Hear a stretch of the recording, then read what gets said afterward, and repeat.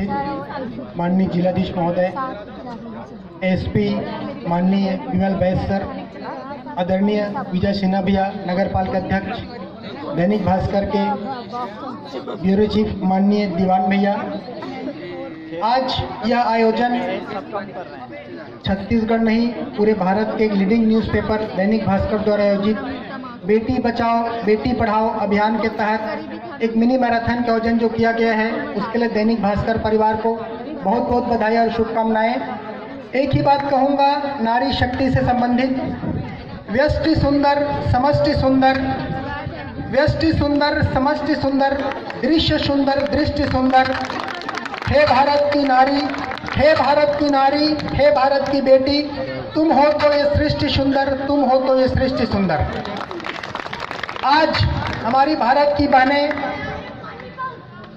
पुरुषों के साथ कदम से कदम चल के मुकाबला कर रही हैं और दोनों साथ साथ पूरक हैं। पूरे प्रकृति में देखें तो कहीं भेदभाव नहीं है, केवल आदमी ही स्त्री पुरुष में भेदभाव कर लेता है, लेकिन पूरे प्रकृति में देखें तो किसी प्रकार का भेदभाव नहीं है।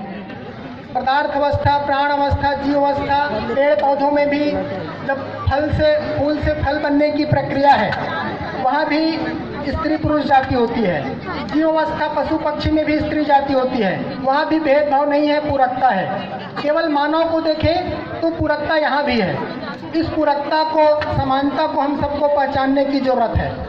आज भारत की बेटियां, बहनें पुरुषों जिन कामों को, जिसमें पुरुषों का एक अधिकार था, ऐसे कामों में हमारी भारत की बहनें भी, हमारे देश की बहनें भी कदम से कदम मिला के चल रही हैं। ऐसे काम सीमा पर जाना हो, सीमा सुरक्षा बल,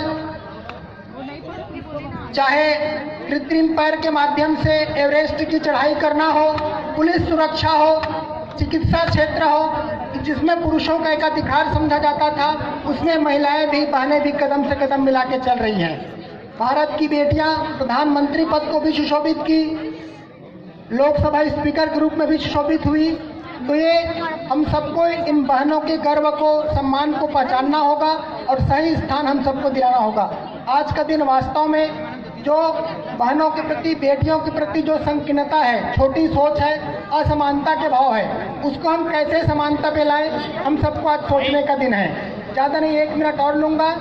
ये जो भारत की बेटियां हैं, आज कदम से कदम मिला के चल रही है और दिन ब दिन आगे बढ़ रही हैं। ये भारत की बेटियां जब प्रेम के सर्वोच्चता पर होती हैं तो कहीं राधा कहीं मीरा कहलाती है।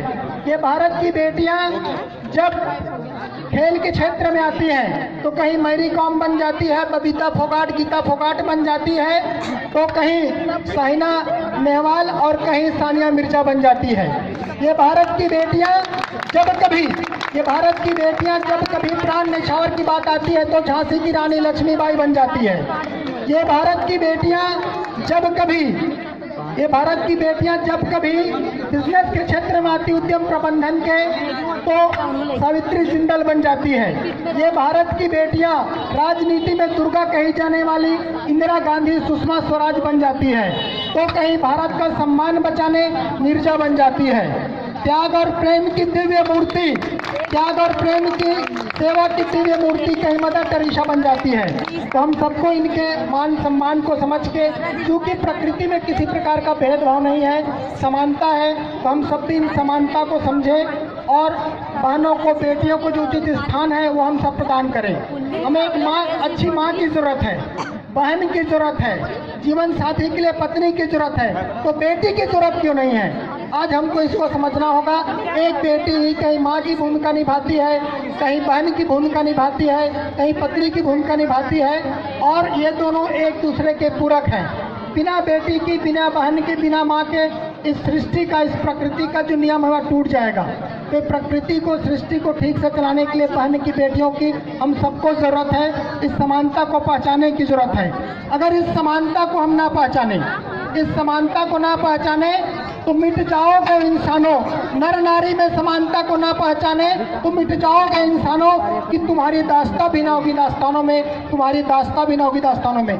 जय हिंद, जय भारत, जय छत्तीसगढ़।